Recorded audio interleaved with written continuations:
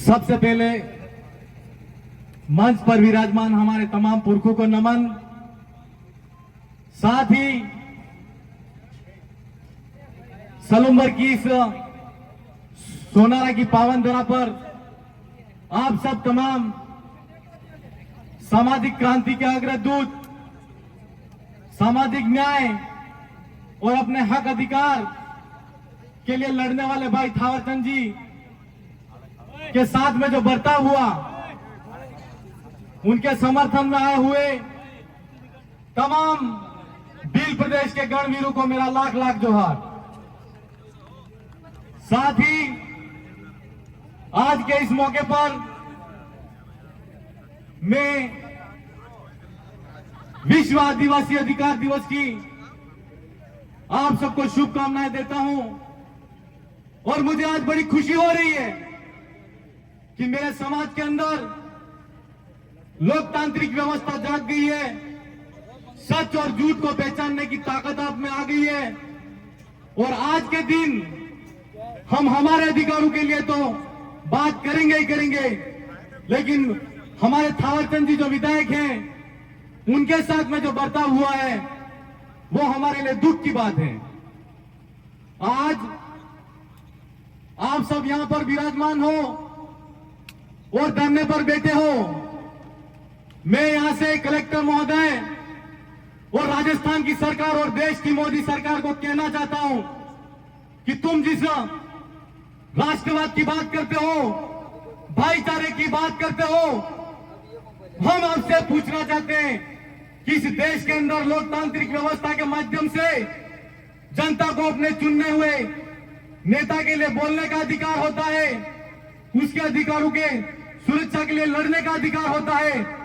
लेकिन यह हुआ जस्ट उल्टा कि एक राजकीय टूर्नामेंट के अंदर वहां के कुछ भारतीय जनता पार्टी के गुंडे लोग हमारे जो जनता के द्वारा चुने गए नेता थावरचंद जी हैं, उनके साथ में अभद्र व्यवहार करते हैं, मारपीट करते हैं और वहां से वो प्रताड़ित होकर शासन प्रशासन को अवगत कराते हैं कि यह जो घटना हुई वो बिल्कुल गलत हुई है।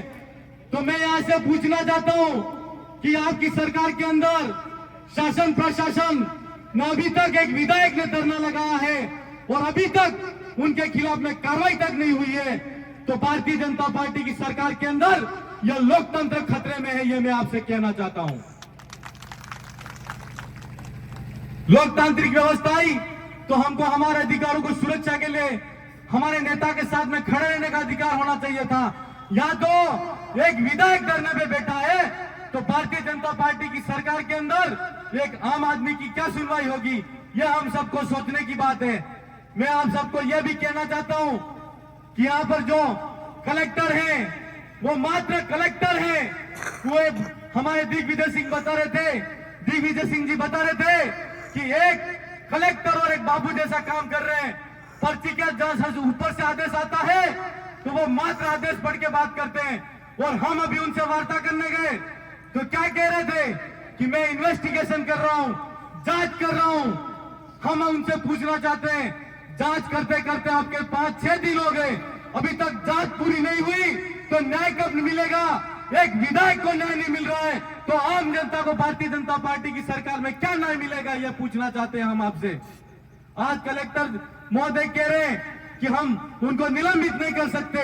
हम हमारी बहन हमारे मानगढ़ पर एक कार्यक्रम हुआ था, उस कार्यक्रम के अंदर भारत के संविधान के अनुच्छेद 51A के तहत उन्होंने पाखंडवाद के खिलाफ में यह बात कही थी कि मैं सिंदूर नहीं लगाती, उस बहन को निलंबित कर दिया गया। और यहाँ पर एक विधायक अपने यहाँ पर उनके साथ में जो बर्ताव हुआ उन दोषियों के खिलाफ में वीडियो वायरल हुए, वो वीडियो बता रहे हैं, व्हाट्सएप में जो चैट हुई वो चैट बता रहे हैं। और कलेक्टर साहब कह रहे हैं कि मैं जांच कर रहा हूं। क्या जांच कर रहे हो अभी तक, यह पूछना चाहते हैं हम। और कलेक्टर साहब, हम आपको कहना चाहते हैं कि जो टूर्नामेंट आयोजित हो रहा था वो राजकीय टूर्नामेंट आयोजित हो रहा था।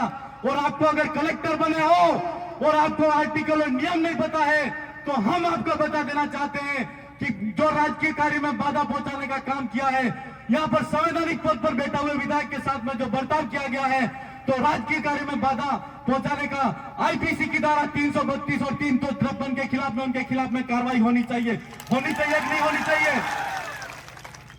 और वीडियो के माध्यम से, व्हाट्सएप के माध्यम से जो चैटिंग हुई, वो जो गुंडे मवाली जैसी भाषा का इस्तेमाल किया गया। एक मन्नालाल जी रावत जो सांसद हैं, वो आज आदिवासियों के सर्टिफिकेट लेने के बाद में ये कहते हैं कि बाप के कार्यकर्ताओं के घर जला दो। हम उनसे कहना चाहते हैं, किसी बाप के कार्यकर्ता में खाली एक दिया जला के दिखा दो, हम आपको जब मान जाएंगे। तुमको हमारे को छूने की भी हिम्मत नहीं है। और ये हम आपको कहना चाहते हैं कि आप सांसद के अभी बन गए हो तो बड़े गुमान में मत रहना। हमारे वहां पर जनता ने हमारी ताकत है, लोकतांत्रिक व्यवस्था की जो ताकत है और जनता की ताकत है, उस जनता की ताकत ने अपनी ताकत को पहचान लिया और ऊंचा टावर जिसको कहते थे, जिसको तुमने गोद में लिया, उसको ऊंचे टावर को गिरा के समंदर में फेंक दिया। इसलिए हम उनको भी कहना चाहते हैं और उनके इशारों पर अगर कलेक्टर महोदय और एसपी साहब काम कर रहे हैं तो हम आपको भी कहना चाहते हैं कि आज नहीं तो कल अगर ये गुनाह साबित हुआ तो आईपीसी की द्वारा 100 करोड़ के तहत मिथ्या साक्ष्य पेश अगर आपने किए हैं तो हम आपके खिलाफ में भी एफआईआर करेंगे और सुप्रीम कोर्ट के अंदर जाएंगे।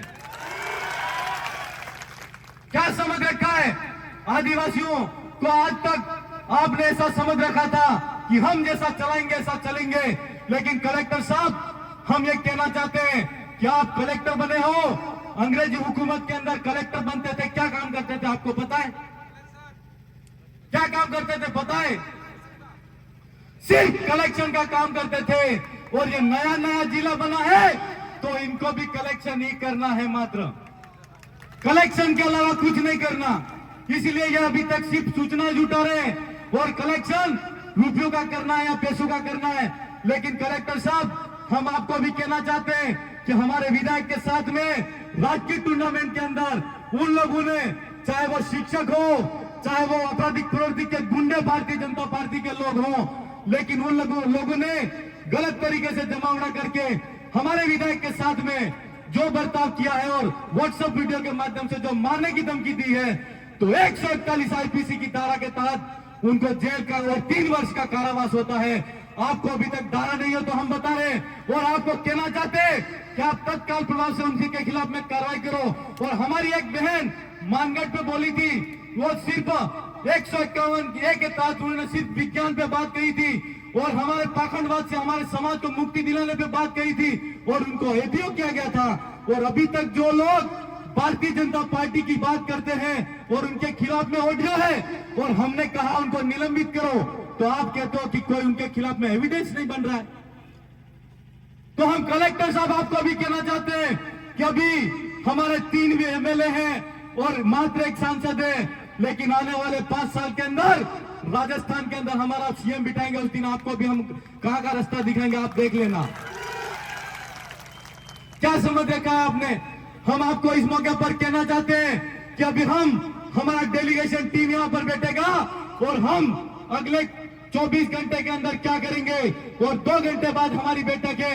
हम आपको मात्र 4 घंटे का समय देते हैं और 4 घंटे के अंदर जो शिक्षक है उसको निलंबित नहीं किया और जो दोषी है उनको सही दोषी को अगर आपने नहीं पकड़ा तो निश्चित तौर पर हम आपके खिलाफ में भी जाएंगे और सुप्रीम कोर्ट के अंदर आपके खिलाफ में भी केस दर्ज कराएंगे।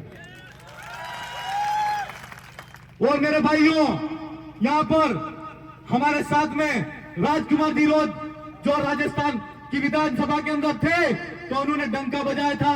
और मैं आपको कहना चाहता हूं सांसद साहब कि आप हमारे समाज के अग्रदूत बन के जब ये मन्नालाल रावत वहां पर संसद के अंदर जाए तो उसको बाहर का रास्ता दिखाना कि वहां पर दक्षिणी राजस्थान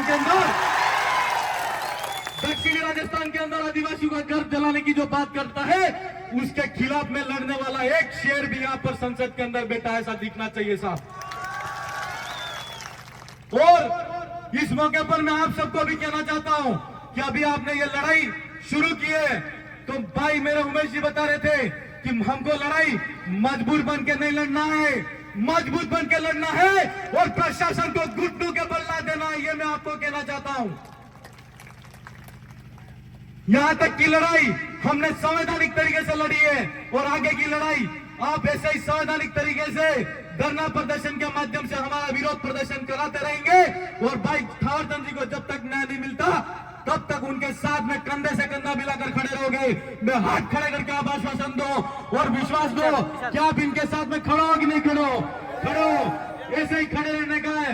और जो लोग बाप को खत्म करने की बात करते हैं, वो कहते हैं कि बाप पार्टी खत्म हो जाएगी, हम ये कर देंगे, तो बाप पार्टी को खत्म करने वाला हमारी विधानसभा के अंदर महेंद्र मालवीय था, यूं करके बीजेपी के अंदर ज्वाइन की, खुद खत्म हो गया कि नहीं हो गया, हो गया कि नहीं हो गया? आपके अंदर वो ताकत है। मैं उनके लिए चार पंक्तियां कहना चाहता हूं। क्या समेटेगा हमें वक्त का ये गहरा दरिया, क्या समेटेगा हमें ये वक्त का गहरा दरिया? हम किनारों से उबरने का हुनूर जानते हैं, हम किनारों से उबरने का हुनूर जानते हैं। क्या समेटेगा वक्त का ये गहरा दरिया? हम किनारों से उबरने का हुनूर जानते हैं। सीधे हाथों ने जो खींची है लकीरें टेढ़ी, उन लकीरों पर चलने का हुनूर जानते हैं। जय जोहार, जय आदिवासी, जय संविधान, जय भारत। एक नारा लगाना है मुझे। जुल्मी जब जब जन्म करेगा सत्ता के हथियारों से, जुल्मी जब जब जुल्म करेगा सत्ता के हथियारों से। खाना नहीं खाया क्या? जोर से आवाज आनी चाहिए, कम से कम ज्यादा नहीं, सलूम्बा तक जानी चाहिए, राजस्थान की विधानसभा तक तो पहुंचाओ। जुल्मी जब जब जुल्म करेगा सत्ता के हथियारों से। जय जोहार, आप सबकी जय, जय भारत, जय संविधान।